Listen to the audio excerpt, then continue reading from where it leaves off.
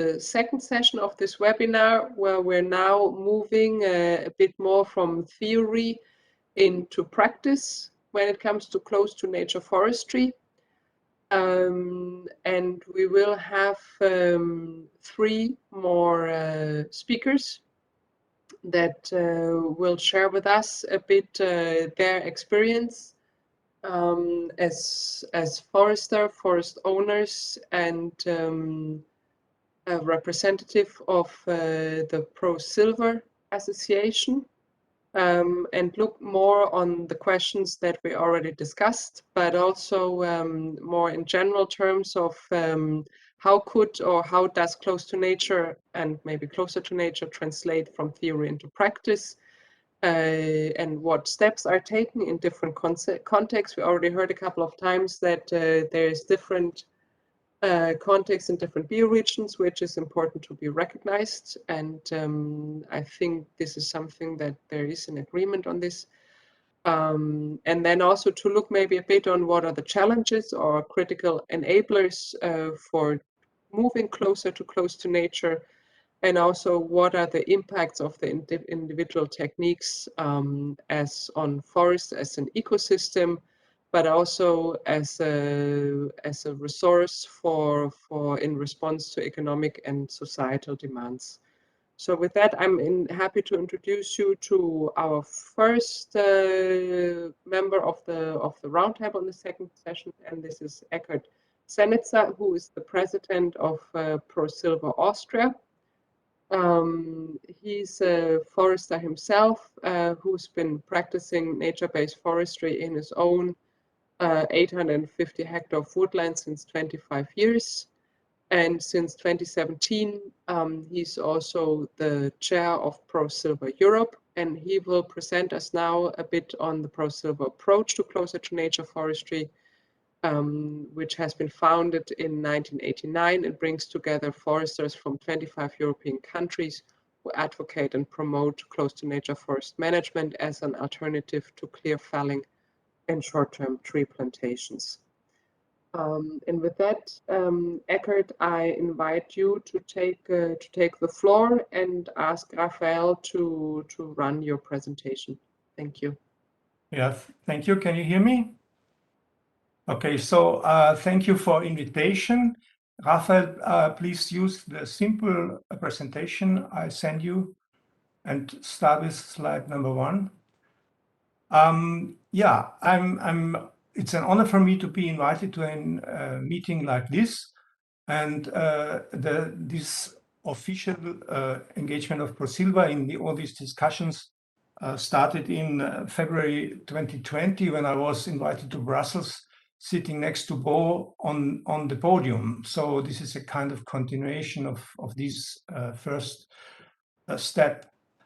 I hope I can give you some complementary arguments or points, because many of the most important things have already been said before, but I will try.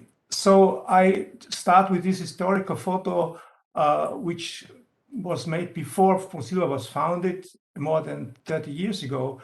And it shows some silviculture professors, they taking their inspiration from the virgin forests. But it is not just to look at the virgin forest, but transform the principles to managed forests. It's also important that we do learning by doing, and then that we have a peer-to-peer communication of the same level. That's not an upside down process. We have a good exchange with science, and science also with practice. So sometimes practical evidence shows some results that science is not able to prove, but maybe later on. So this is a dynamic process. We are a network connecting science and practice, and also administration members. So this is important to have this hybrid organization for exchange of information, exchange of knowledge, and so on. And therefore, we can play a kind of catalytic role in the next processes of implementation of closer to nature forestry. Please, the next slide. Pro Silver has a very kind of simple structure where it relies on. We have the Prosilva Principles published in 2012, and they have, of course, not just 4 points. There are far more details in this. You can download it from our website. But the principles include the conservation of ecosystems as number 1. So sometimes in the discussion, it seems that ecosystem or biodiversity is a product of the forest. No, it's the basic of everything. And if you go to biodiversity, we don't have to just think about rare species or endangered species. We also have to account the soil and the health of the soil, and mycorrhiza, and all these things where we sometimes just know very little about. This comes to the next, protection of soil and climate. This is not new, it's an old principles. And on the basic of these 2, the production of timber can build on. And of course, timber and other products like ecosystem services may be produced in a healthy forest. And of course, we don't exclude recreation and cultural aspects. So there's also, for me, there's no contradiction in position between sustainable forest management and close to nature forest management, because sustainability includes economic, ecologic, and social aspects as well. So in the Constitution of Prosilva in Austria, we directly refer to the Forest Europe criteria. So please, the next one. Yeah, and there are several other principles written down. You can, and published, and at that time in 2012, nobody could see how important they are, because they include the topics like good management of carbon. They refer to Mediterranean forests, to adaptation of risk, and also biodiversity. And also there's a good paper, I think it's still valid, about non-indigenous forest species or tree types or non-native tree types, how to include them, how to include them in a functioning ecosystem. That's very important.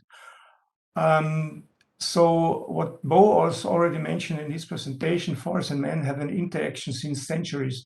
And sometimes these maybe also artificial systems bear at the same time, they bear the highest grade of biodiversity. So we have this cultural interaction between man and forest, and as Yuri, as Dusan Linček defined, that forest culture is one of the highest tasks that man can develop. So I think we can really also refer to this old citation. So please go to the next one. What is Prosilva doing? We're going to the forest, we're talking in the forest, we're organizing congresses. Since the foundation, there were 31 congresses. Just the one in 2020 was now postponed to 2022. This will happen in Luxembourg. We have an exchange of working groups. We have exemplary forests where we go to in these excursions. We have a good also exchange between the countries. So Prosilva groups are traveling around Europe in different directions to learn, and also to open their mind to what Bo mentioned, to an overarching concept from the Boreal to the Mediterranean region. That's important. Yeah, I think we can quickly go to the next one, because you find some, if you're interested in more details, you go to the website. One important thing is that this exemplary forest network really exists, in fact, since 30 years, and we just were not able to put it on the podium in the last years, but we will go on with this quickly now. We have a good collaboration with the AFI, Association Futae Irrégulière in France, and also with the European Forest Institute. And I think one very good contribution to show how it works is this booklet on the photo, which where Christine Sanchez is the author. She's also listening to this meeting now. This is now translated to, it was originally written in French, then translated to English and German, and also now to Dutch language. And this is not restricted to one special forest type. It shows the technical tools how to deal in different forest types. So even pine forest, light demanding tree species, broadleaves, everything is covered with some of these tools. Then we're doing multi-scope and training exercises since a long time. And now from month to month, ProSilver members are increasingly involved in different projects. So this is one kind to gain some finance also. And of course, in forest policies in different countries, there was some success in Ireland, Hungary, Czech Republic, etc. I think we can go to the next one. This is a picture I really using now since 30 years almost. We have to come from trees to products to ecosystem services. And the cartoon on the right corner was used by Dusan Mlinšek to show that ecology and economy are quite the same on this infinite loop. So this is, of course, we want to sell timber, and industry can really trust that we will produce timber that in a not reduced amount, but in a steady flow. And sometimes I think all this reluctance against close to nature forestry comes from the timber industry that is not able to understand how it works. So we have also to explain it to the timber industry and not just to the foresters. We have a circular economy with biodiversity, carbon storage in soil and trees and in the wooden products. This was already mentioned, I think, before. We can go to the next one. ProSilver is promoting an integrational approach. That's very important. We don't have the large areas like in Northern America or also maybe in Scandinavia. Therefore, the discussions are more intense because they have large areas and few people. But in Central Europe, we have not so large areas that we can go to a segregation model. So we want to integrate this. Of course, we have to take care about the scale level from stand to forest property landscape. This was already mentioned before. We need higher resilience, and we need natural regeneration with all this big variety, also including genetic exchange between different subspecies, and also different variations. But please include the actors on the ground. That's very important. And maybe on that point, I can refer to we can go on to the next one. I want to refer to one contribution in the chat: intensive or extensive forestry, that came from a colleague from Slovakia. I don't discuss about the size of the gaps or the clear-cut gaps. Intensive forest means also that we need people working in the forest. If we don't have the money and we don't have the educated forester who is able to mark the trees in selection forestry, this will not work. And of course, we also need the forest workers that are able to do this selective felling. I think these are the crucial points in the implementation. So intensive in people, but not intensive in area and not intensive in maybe big machinery. So going back to ProSilver, and I think the slogan "Empower the Foresters" is important. They have to be responsible for what they are doing. They must have a guideline, but they shouldn't be restricted too narrow. And the solution has always been to be developed according to the site's conditions and the stand type. So we will not support strict prescriptions. It's like Yuri mentioned, it's a kind of freestyle silviculture. We go to the next one, please. Yeah, it was already mentioned before, but one of the main obstacles also shown by the Polish colleague with the fence in front of the trees.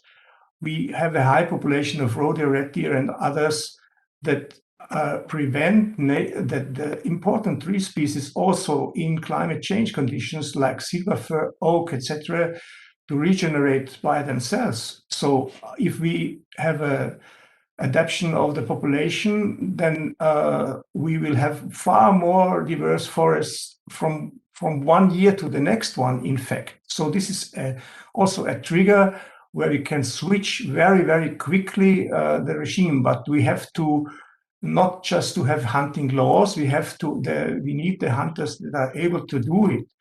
So even the education of hunters is one part of the implementation of closer to nature forestry. We can go to the next one.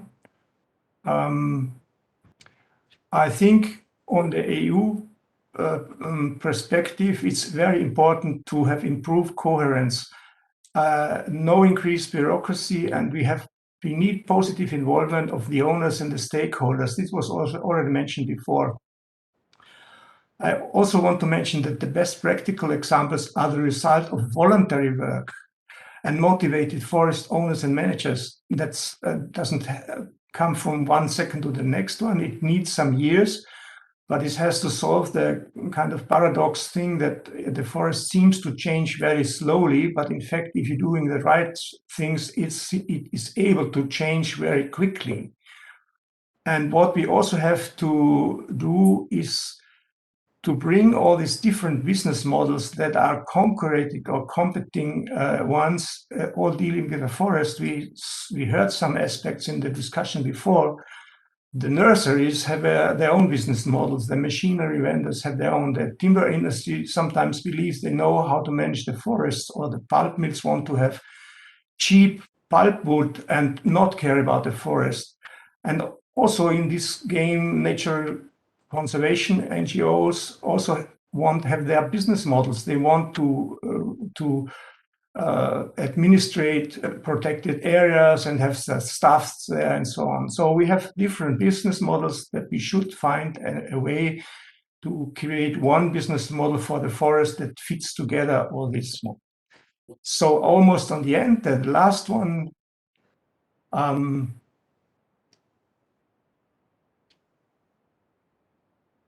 Please, the next one. Yeah, I just summarized with this old slogan, linking practice, science, education, and outreach for advanced close to nature forest management. I think one of the main thing is education. We have some forest schools that sometimes are reluctant to teach things like we promote because they are influenced by industry or by other, I don't know. So we have to be open-minded and take at least close to nature forestry as a very important option for the future. And just on this day to have a little joke is the picture you see. We always discuss about definitions, but sometimes we don't know, are we talking about virgin forests or are we talking about old growth forests? So I want to close with this remark and thank you. And I hope we will have a fruitful discussion. Thank you. Thank you very much, Eckhard, for telling us a bit more about the work and experience within the ProSilva community, and also bringing in some other aspects that we didn't touch upon as much yet, like considering the relevance of capacity building or education and training, the right skills, as well as to consider, really look at the whole value chain, as well as forests as in ecosystems, where you also need to make sure, for example, that you take account of hunting management. Yes, with that, I would now like to pass the floor to our next speaker, who will share a bit more of his own personal experience. This is Michael Dur, who is a private forest owner in Garlitz, Germany, close to Berlin, and who started 20 years ago, first with 6 hectares, and then moving up to today 230 hectares of forest, that he manages according to eco-friendly standards. And he will now share with us his experience of turning a classic pine forest stand into a mixed forest that aims to reconcile biodiversity protection with societal demands and economic interests. Michael, the floor is yours. Thank you, Stephanie. Hello, everybody. I hope you see my charts. Is that fine with you? So let's take you out in the forest. In the forest close to Berlin, which is Bogdan, a little bit similar to Poland, so we have only Scots pine we are talking about, west of Berlin, and also at Eckhart mentioned before, close to people living here. So it's well developed and clouded with people all over. And if you have a look on the area where I'm talking about, is the little red circle down there. So it's a small village, 50 kilometers west of Berlin, and this is old village forest. Farmers have that forest area. And I settled there in 1998, getting back to our own old farmland. And then we started to establish the 6-hectare forest again. And establishing the forest again means to reuse it again, because state authorities of the German Democratic Republic managed the forest before and had been responsible 40 years what happened in there. Now, this is the size of the forest plots today, because starting with the 6 hectares. Michael, you should change the slide. You're still on the first slide. No, I shouldn't be. I'm on the first. No, you see this one? We can only see the first one. Okay. I see next one. You don't see it. We don't. You don't. We can also share it if it doesn't work. Then on slideshow. Yeah, I am on slideshow. I did so. Does it change now? Oh. I think you need to push a button Bearbeitung aktivieren. It's up there. Yeah, it's. You see the second one now? No. No.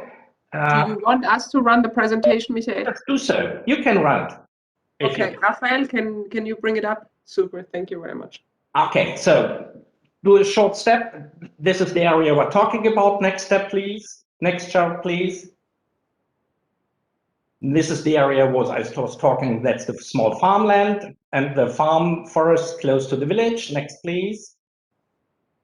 And that's a property today, because we bought that forest and that forest plots from all the other people in the village, and so it's not a closed, dense forest property, but we manage forests in that farmland all over. Mostly is pine, Scots pine, as you see, because of the brown color. Oak is yellow.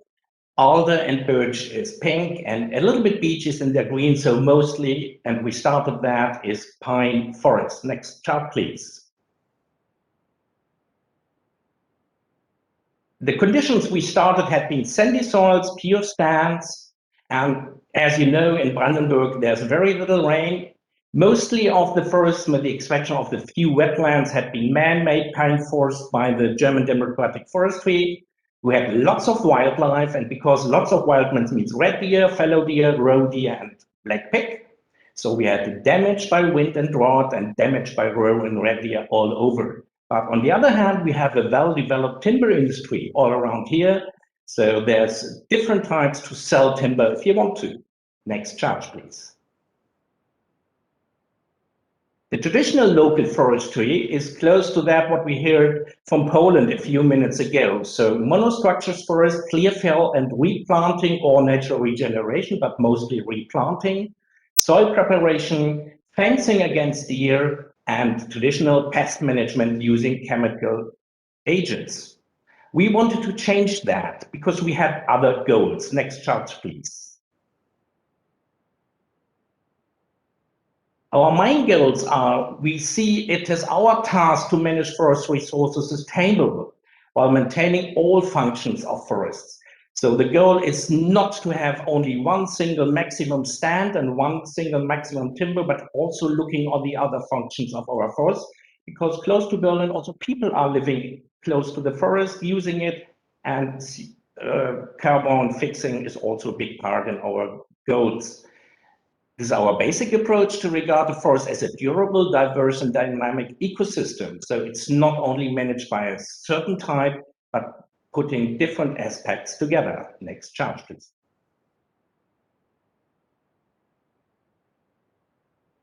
What do we want to achieve? Alfred Möller just published in 1922 a book of permanent forests on the University Eberswalde in Brandenburg. And this idea of the permanent forest is our aim. An ecological beneficial forest which is covered by rich mixed species stock which varies in age and is vertically structured, for example, a forest which benefits from processes of self-regulation that are used and maintained and in which production factors are constantly improved. Getting from every area a little bit is the idea behind this. So permanent forest doesn't look only on one stand, it looks on mixture, structure, and different self-regulation aspects. Next chart, please. And if you want to have permanent forest, it means you have to do permanent harvesting and permanent hunting. As Eckhart mentioned before, hunting is a very big point, and I'll show you in a few minutes what we are doing in the local hunting. But these two very easy things, permanent harvesting and permanent hunting, is the aspect to keep permanent forests living and high production activities. Next chart, please. Now have a look on the management principles. Since 2000, the enterprise of the forest is managed by Fsc Management Principles. This means no clear fellow over 0.3 hectares. Natural regeneration should be the most or the intensive regeneration form. Permanent forest management means to have always covered forest areas, and this leads you to light and shadow management. And light and shadow management is the big point of having regeneration. Then you can use self-regulation processes. This also means to have quality conditions of the new generation which is going up. Self-regulation is well done. We call it in German biologische Automation. So that's the point you get from ProSilver Germany. Next slide, please. Now have a look on the concrete ways. Let's have a look on the 6 different guidelines for harvesting. The first aspect of harvesting is maintaining steadiness. It's a categorical imperative in permanent forests. Continuity of use and the shaping effect is achieved with the help of frequent and moderate intervention. Come often, take only a little. Volume-based area and growth-oriented are basic aspects of harvesting. The second aspect is discerning and promoting quality options. So you have a single tree option. You look at every single tree and get the best quality you want to have, and you develop it so dimension and quality fit together. The third guideline is discerning and promoting options for mixture. Not only maximum productive because only taking spruce or only taking pine, but also have a look on birch and other trees which you can establish and use in the future. Next chart, please. Fourth step, discerning and promoting options for permanent forests. So if you open and you work with a light shadow system, you also have to have a look not only on the single tree, but also on the whole concept of keeping a shadow structure in the forest so that the self-processing and regulation system is still working. Don't give maximum light, but keep it in a condition to use self-regulation. The fifth step is discerning and promoting ecological options, like having old trees, having trees with certain aspects like holes and habitat conditions for other species. Fsc means to keep 10 trees a hectare, but this is only a single point. We also have small areas, groups of trees, and every other ecological options. And we use that and look on that while we are harvesting. Last step, we are focusing measures on single trees in current situations. So to harvest a tree means to give a chance and a good quality to a neighbor, or you want to use it because it reached the quality you wanted to have. This means focusing on single trees and measures. Next chart, please. This includes a technical support and a technical management, which keeps you working all the time. extraction lines every 40 meters, storage sites, tree tags, you have to mark your trees, and forest-friendly machinery are part of our management system. We include the skidding systems, which are normal farm skidding systems, also like harvesters, and we have a local tractor, but also normal forwarders in work.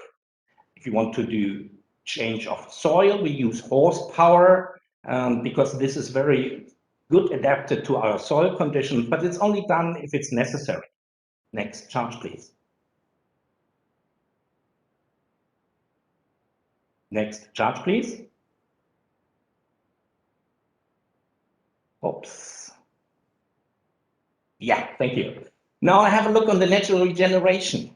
We are using every chance for natural regeneration, and we realize that not only Scotch pine does natural regeneration. We find birch, oak, alder, and different kinds of species. The soil preparation is not all the time necessary, as you see on the left side and on the right side, because on the right side you see oak and on the left pine without any soil preparation. And if you do it, we only do it by horses to get not too deep into the ground. Our main goal is to have 6 different tree species per stand. If it's not done by natural regeneration, we do enrichment planting or sowing of trees and additional adaptation of regeneration. But we have the time because we have got the canopy on top. It's not necessary that everything has to be done in 5 or 6 years. There's an area of 20 to 25 years to work with the coming natural regeneration and the additional enrichment planting to reach 6 different tree species per stand. Next chart, please. And now hunting. Hunting is the main point, because hunting, we realized that all over Brandenburg is the main factor of natural regeneration. You see the deer line on the right, top picture up there. It's common all over. If you build up fences, regeneration plots where you can compare what happens in and outside, you very often see also in close and dense pine stands that regeneration is working.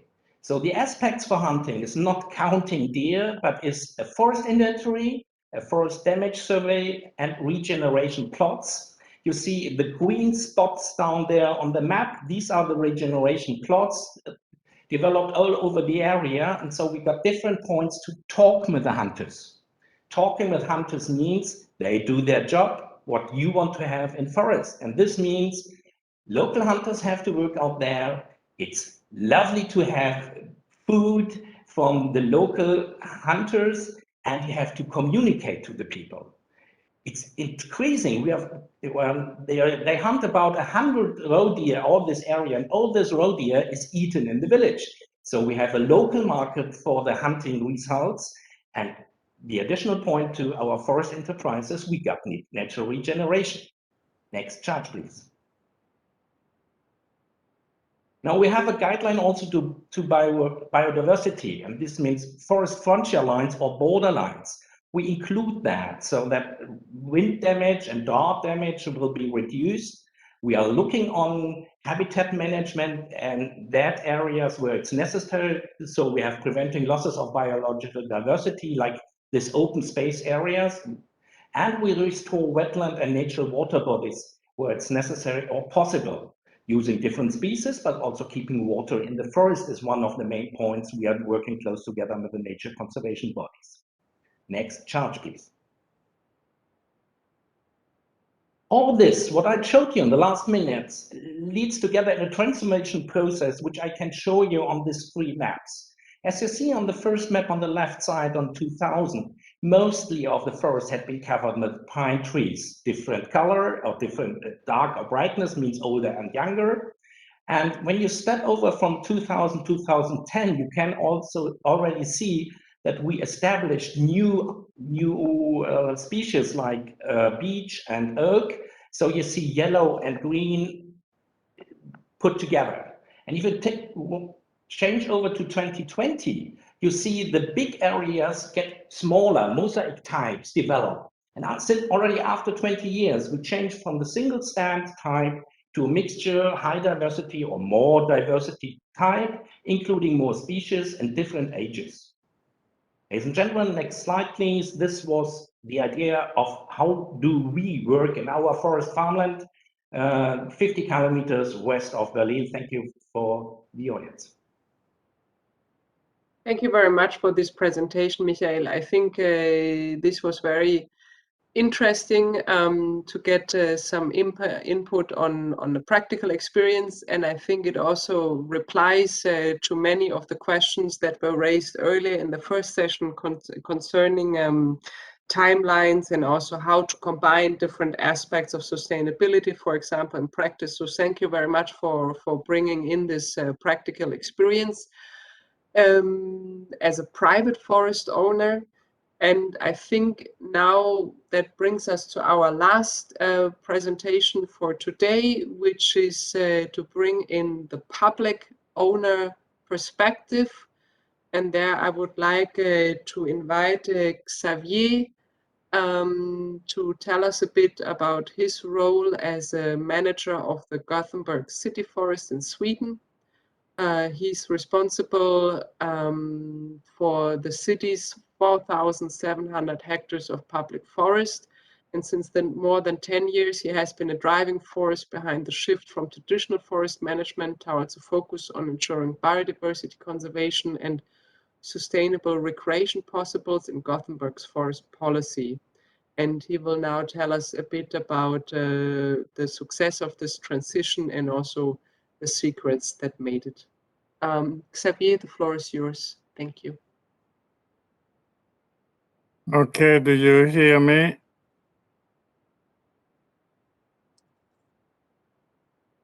And do you see my screen? Yes. Okay.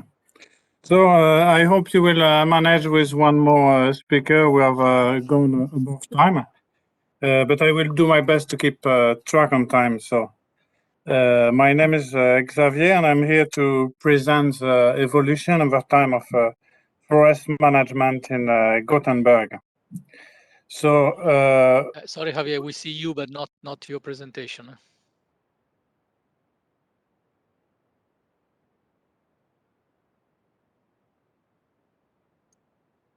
Yes, you might need to share your screen.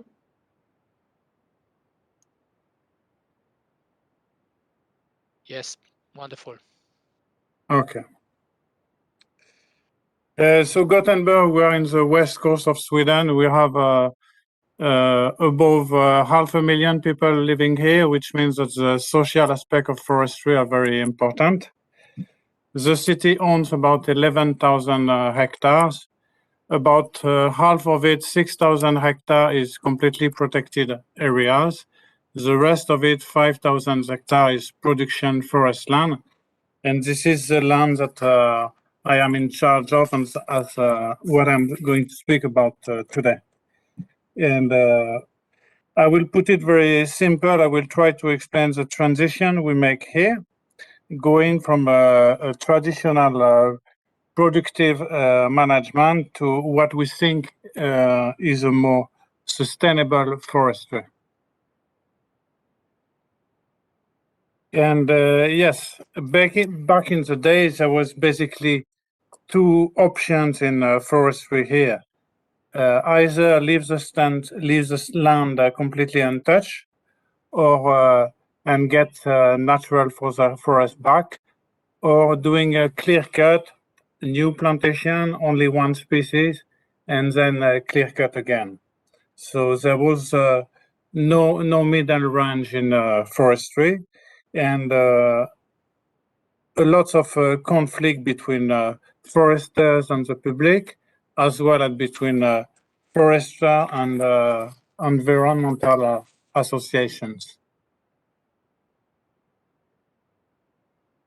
Forests have been overexploited for a long time. There was barely any old forest left, and the norm was clear cut and multiple damage to the ecosystem. Hopefully, the nature shows that she have a lot of strength, and so we had a starting point to do something new about forestry in Gothenburg. So what happened is that during the first years, we focused on regenerating the old clear cuts, which was very difficult because most of it because of grazing damage, as we just heard before. So that we have a lot of spruce, but all the other species that we could have here, pine, oaks, birch, were very difficult because of the grazing. So we have been working a lot of this, and at the same time we started to test different form of selective cuttings to increase variation in the forest. So apparently this gives some inspiration to our local politician that give us a mission to write a policy for the city's forest. So we started to work on a policy, and the result was the first policy for the city of Gothenburg that was adopted 2 years later. So it took 2 years work discussion between politics and various people and organizations from our forest networks. One good aspect of having a policy is that it will give guidance for the future for all forestry in Gothenburg, which means that we are not depending on foresters. Whoever is in charge of the forestry in Gothenburg in the future will have to deal with this politics document. And the vision of the policy is that the Gothenburg forests are an important resource for all the citizens. So you can read here some of the properties of the policy. And the main thing is that biodiversity and social aspects are on focus before the production aspect of the forestry. Clear cut are forbidden in our forest management. And I can say that this was quite unique, at least in Sweden, for 8 years ago. So our forest management principal goal is to go back to what was the original forest on that place before starting the modern forest management. So we have had a lot of reaction when we came out with this policy, both encouraging and of course a lot of criticism as well. So how it is now? How did it work, and what can we say after 14 years of a new systems and 8 years with our policy? And again, we are not here to debate. We're just here to show what we have done in Gothenburg. And I can present some of the daily routines for forest management. We seek after the natural forest that would have been at the place. We are working with variation. Variation is a key word for us. And I mean variation of species, variation of ages, and variation of the structures in the forest. We make action in the forest to help species other than spruce to regenerate. That means that we can take away spruce at different ages, no matter if it's thinning, cleaning, or cutting edges. We encourage hunting when regeneration is ongoing. And there also, as we heard in the presentation before, we have a lot of common work with the hunters, and we try different systems, among them to have some wild fences to show the impacts of grazing on the regeneration. We are working a lot with dead wood to get new dead wood in the forest, both dead wood that is standing and that is lying, because there is a lack of dead wood in our forest. Then we work with a big range of machines So the machines today are bigger and bigger, but there is also alternative with a smaller machine, especially when it comes to the skidding part of forestry. So we want to minimize damage to the soil, and having alternatives for skidding is very important for us.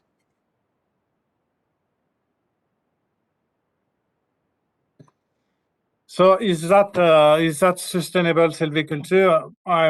We think so. We don't know. We think so. We do what we think is right at the place that we are now, and forests need time.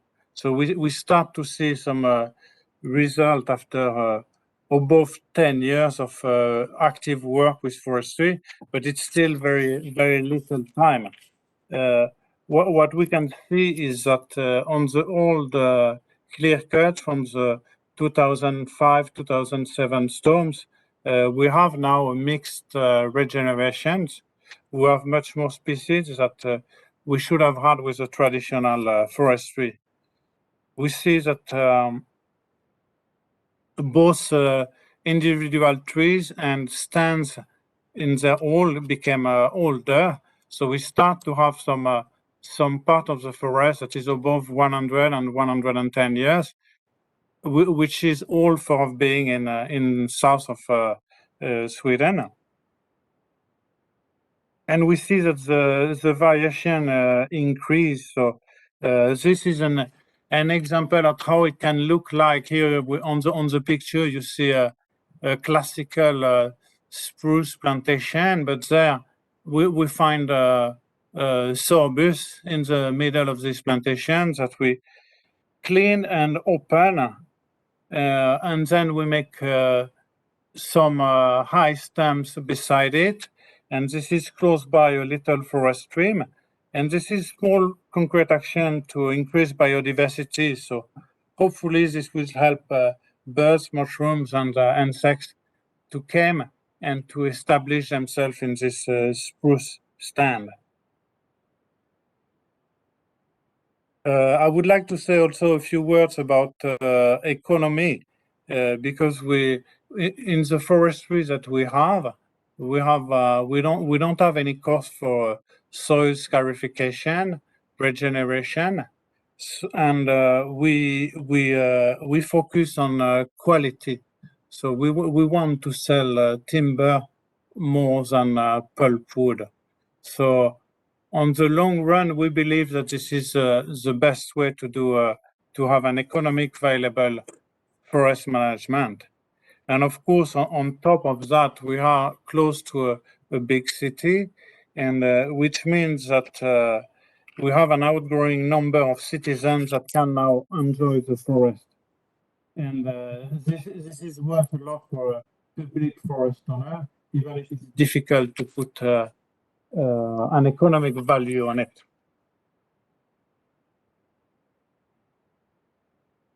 And then I would like to finish with an example of what can be closer to nature forestry, different from close to nature forestry. What can be the next step? We have a project in Gothenburg that is called HOPET. And the project is to build a preschool completely fossil-free. There we have been a part of this because we want to have a local production of wood. And the best guarantee of management for us is the possibility in 5, 10, 15 years to go back to the forest and to check how the forestry was done, how it has become in practical. So this is very interesting for us, and this project, Hopens means hope in Swedish. So we have plenty of hope, and for that we are very grateful to be part of this, and to be. We hope that we have give something for you today. So thank you very much. Thank you very much, Xavier, for presenting this this very interesting case from the Gothenburg City Forest. which seems already to bring some positive results, and of course all the best for the next steps in terms of continuing with this approach. This brings us to the end of our presentations, and bear with us, we are quite a bit behind the planned time. However, I hope that we can take another 20 minutes or so for discussion, starting off with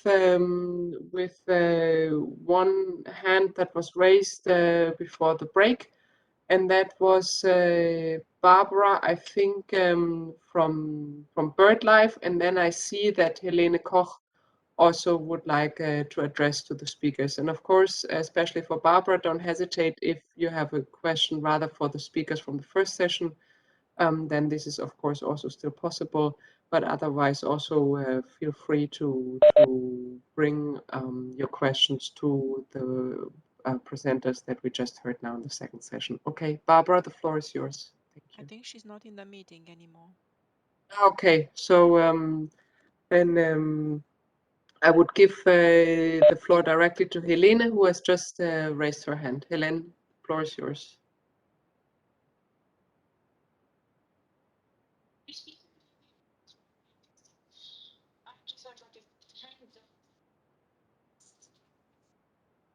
Sorry, I can't hear you. I think you need to speak just louder. Me now? I'm unmuted on my side, so Yes, we can hear you loud and clear now. Okay, super. Then, so thank you to the speakers. A very interesting presentation. My only missing point or something I would have wished to see or hear is also example from South and Eastern forest, which I missed a bit. And then, well, there is an endless discussion that thanks God we have you, Stephanie, because I haven't seen any women other than in this panel, but that's more, that happens. My comment and my question are regarding to how do you make it work financially speaking, and it does work for, I would say, all a speaker, but I was thinking mostly about to Michael, and because it seems that there is like this need for a very regular action. You have a quite very large land. I must say on that the example that we had are very specific, very different than what would be like the possible situation of other forest owners in Europe. So how do you make it work financially? Like, are you self-sufficient, or do you have like another source of income, or how does it work here? And with regard also to the last point that was raised by Xavier in this low-cost management, which also brings this high-value project, I was wondering if there is any reflection on the impact on the value chain in the surrounding area. You know, if there is less pulp wood quality being produced, will it impact anyone, or how is it foreseen? Thank you. Okay, thank you very much, Helene. I understand your first question was for Michael in terms of profitability. So maybe Michael, you want to come in, and then Xavier to continue directly afterwards vis-a-vis the question on the move from pulp production to timber and the implications. The average forest owner in Brandenburg has 6 hectares per owner. You realize that I got 230, so I'm not the average, but I'm not living on that. So I have another profession. I'm working as an administration, but I can tell you that I use 5 cubic meters per hectare in my forests. So this is about 1,000 cubic meters a year. And if you know that we get 35 euros per cubic meter free of costs of harvesting, it leaves me 175 euros per hectare per year as an income into my forest and to my forest enterprise.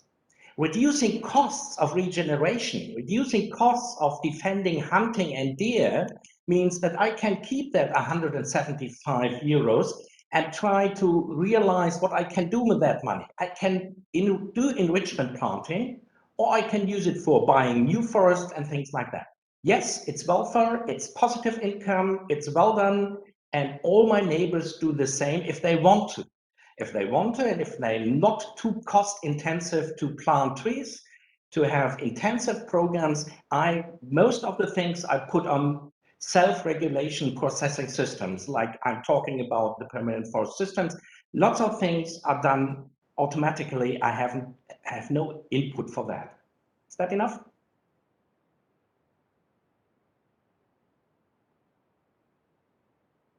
Thank you very much for coming in on the profitability of this transition that you've undertaken in your forest. Xavier, would you like to react on this question vis-a-vis pulp towards timber? Yes, I can say that we are self-sufficient here when it comes to the economic part. So we don't have any obligation from the city council to deliver money to the city council, but all the money that we earn from selling wood products, we reinvest in forestry. Then when it comes to the pulpwood market in Sweden, prices are quite low. So which means that it barely go around if we do thinning in the forest with the aim to sell pulpwood. So we focus to sell mostly timber, where then we can have an interesting profit, and this is also a long run choice. So we believe that we have lower incomes but more regular income. So we can log every 10 years and have timber available each time. When we sell pulpwood, it's basically the rest that is not from the timber, top of the trees and so on. Okay, thank you very much for these complementary remarks. Michael, would you like to come in again because you have your hand raised? Yes, I would like to. We had been talking about education and education necessity, about modern concepts. I would like to enter a certain aspect from the forest owner. My children participate in the forest work since they are 12. Getting 15 to 16, everything was learned what they needed to work in our forest. Still there, or they just take over now. They are 21 to 26, and they are taking over now. So although they had not been trained foresters, they accepted that system. They took part in ProSilva sections and in summer schools on other forest farmers. And education is not only a thing we have to address at universities, but also in between forest owners, and it will be done. And coming back to the question of economic income, most of the German forest farmers, and there are 2 million in Germany, don't live from the forest income, but they can establish wonderful forests, have an income if they change their management system. Thank you very much for bringing in these additional remarks on profitability, as well as also highlighting the different roles and channels for education and their relevance. Do we have further remarks, requests for the floor from the participants? Do you have further questions that you would like to bring in or comments? No, I don't see any further requests for the floor. Okay, I think then I would pass the floor now to Marco for some concluding remarks before we then end this webinar. Marco, the floor is yours. Thank you. Thank you, Stephanie. Thank you. I would not like to take too much time before your lunch. So just a couple of final words. First of all, let me really thank you warmly, thank all the speakers and also all those who contributed. I think all speakers have been exceptionally clear. It's not always the case. So I think this was really an enriching discussion. I have just picked 3 or 4 messages that I think I'd like to take at least with me as take-home messages. There are certainly many more, so this is definitely not exhaustive at all. But I think it's important that we highlight that one message is very clear, that although there is no black and white solution, I think this has been said many times, so on some definitions and issues, but there is a very general understanding that the improvements are not only necessary, but they are also possible. So that is, I think, it's a very reassuring conclusion. I mean, otherwise wouldn't be doing this, but it's very nice when it comes up that we need to improve, regardless of the fact that we have different visions and as we said, that the reality is not so black and white, but it's much more complex. There were a few aspects that came up very clearly that are very interesting, like this one was raised again. Now I put it down before, but it was raised several times, particularly now by Michael Dürr, about the need to adapt also the knowledge, the need to think a bit out of the box, to use the expression of Per Angerstam, to use also other currencies. So I think this is something that we need to take into account. And of course, we need to take into account the fact that we need the economic aspects, we need the payment for ecosystem service when this is needed. But we also have seen cases which work on their own without the need of payment for ecosystem services, simply because they are self-sufficient, as we've just seen. Another quick flash that I would like to retain from this is the approach. I think that I like very much the approach of everybody that was at the same time assertive, but also kind of humble. We can choose between saying, okay, this is what we have to do, and people could say, this is my recipe. You have to do that if you want to do close to native forestry. Or we can say, well, this is a process. Let's think about what we think we can do, but also let's think about what we do not know that we can do, that we can further improve, that we can build on our doubts. And I think this is very nice. And for that, the connection between the science and the practice is fundamental. It makes me think a little bit like the connection between the theoretical physicist and the experimental physicist. I think that this was a really a very nice joint venture.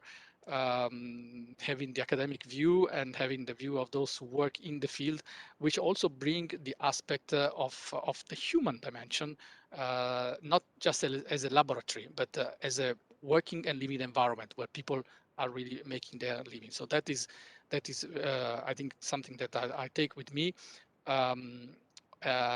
So another aspect that I think it's important to underline is that we're not going to change overnight, that we need time. We need to think about that this is a long process. So everything that we will put down in these guidelines is not something that will yield results immediately, but it will take time.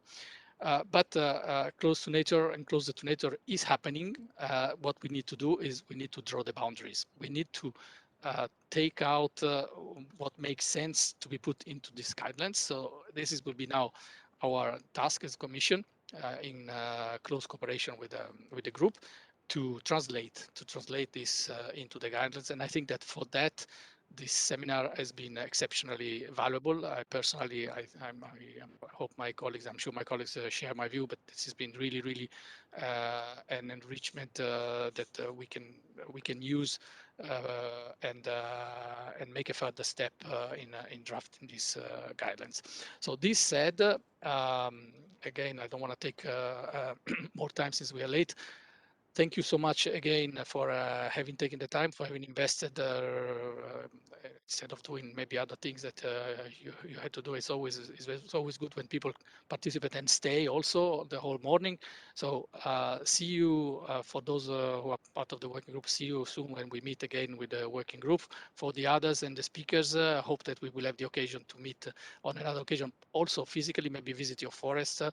Thank you very much. Thank you, Stephanie. Thank you, Daniela. Thank you, everybody. Rafael, who's no longer there now, but for doing the help as well. And wish you everybody a good lunch. Thank you very much to everyone. Take care. Bye-bye. Thank you very much. Bye. Thank you very much. See you again. Thank you.